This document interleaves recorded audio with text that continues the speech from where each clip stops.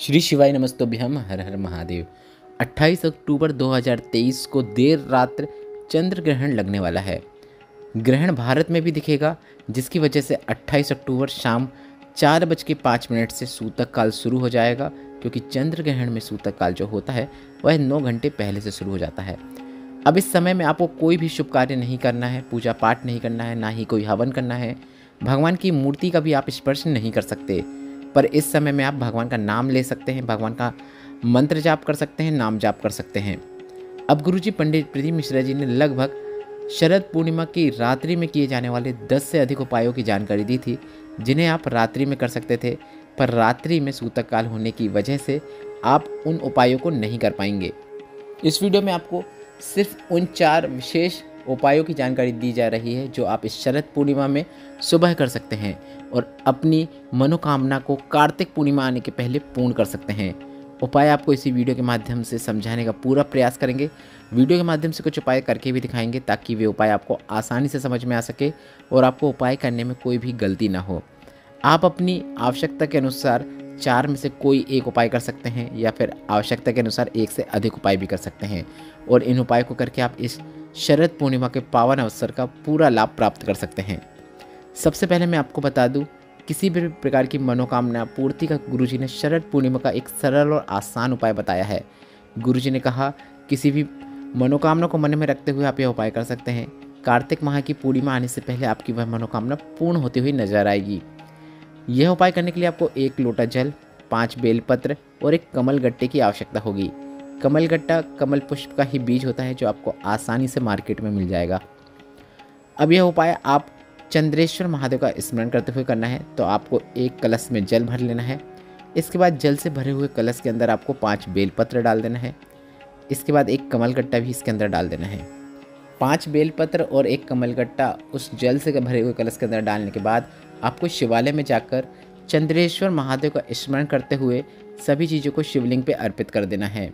केवल इस शरद पूर्णिमा में आप यह उपाय कर देंगे तो कार्तिक माह की पूर्णिमा आने तक आपकी मनोकामना पूर्ण होती हुई नजर आएगी। यह उपाय आप शरद पूर्णिमा में सुबह या शाम कभी भी कर सकते हैं। प्रदोष काल में गुरुजी ने करने को कहा है, ताकि आपको अधिक से अधिक फल प्राप्त हो सके, पर आप यह उपाय सुबह भी कर सकते हैं। पर इस वर्ष चंद्र ग्रहण है, इसलिए आप यह उपाय शाम को मतलब प्रदोष काल में नहीं कर पाएंगे। तो इस विशेष उपाय को आप सुबह स्नान करने के बाद कर सकते हैं, मंदिर में जाके कर सकते हैं। 1 या 2 बजे के पहले आप उपाय कर लेंगे तो काफ़ी अच्छी बात है। यह उपाय एक विशेष मनोकामना पूर्ति उपाय है, जो कि सिर्फ और सिर्फ शरद पूर्णिमा के दिन गुरुजी ने करने को सभी से कहा है। बढ़ते हैं दूसरे विशेष उपाय की ओर। पूर्णिमा के दिन चावल लेना है, मतलब एक अक्षत लेना है, आखा दाना लेना है, टूटा हुआ नहीं होना चाहिए, और एक बेलपत्र लेना है, एक कलश जल लेना है। इन तीनों चीज़ों को लेकर आपको शिवालय पहुँचाना है। सबसे पहले एक चावल का दाना आपको शिवलिंग के ऊपर अर्पित करना है। इसके बाद आपने शिवलिंग के ऊपर जो चावल का दाना अर्पित किया है, उसके ऊपर आपको एक बेलपत्र अर्पित कर देना है। इस बेलपत्र को आपको इस प्रकार से अर्पित करना है कि बेलपत्र की डंडी आपकी ओर हो। अधिकतर उपायों में गुरुजी बेलपत्र की डंडी को अपने से विपरीत ओर करने को कहते हैं, पर इस पूर्णिमा के उपाय में गुरुजी ने बेलपत्र की डंडी स्वयं की ओर, मतलब जहाँ से बैठकर आपने चावल का दाना अर्पित किया है वहाँ पर रखने को कहते हैं।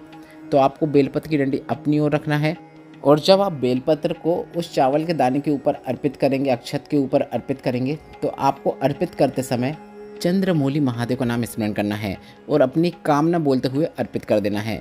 इसके बाद एक कलश का जल जो आपने लाया है, उसे आपको शिवलिंग के ऊपर अर्पित कर देना है। जहाँ पर आपने बेलपत्र अर्पित की है, अक्षत अर्पित किया है, वहाँ पर पूरा जल कलश से जल अर्पित कर दीजिए। इसके बाद जलाधारी से नीचे गिर रहे जल का थोड़ा सा भाग आपको अपने कलश में प्राप्त कर लेना है, और उस जल को आपको अपने नैनों से लगाते हुए अपने घर आ जाना है। अगली पूर्णिमा तक आपकी मनोकामना आपको पूर्ण होती हुई नजर आने लगेगी। बढ़ते हैं तीसरे विशेष उपाय की ओर। माता अशोक सुंदरी और शिवलिंग के बीच में एक खाली स्थान होता है, जो आपकी आप वीडियो में देखकर समझ सकते हैं। यह अष्ट सिद्धियाँ, 9 निधियाँ और 64 योगिनियों का स्थान होता है।